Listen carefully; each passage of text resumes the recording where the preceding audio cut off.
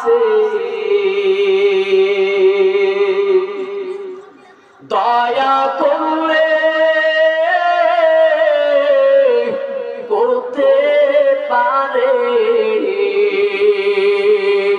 মায়া করলে করতে পারে, তিনি যে রহমান।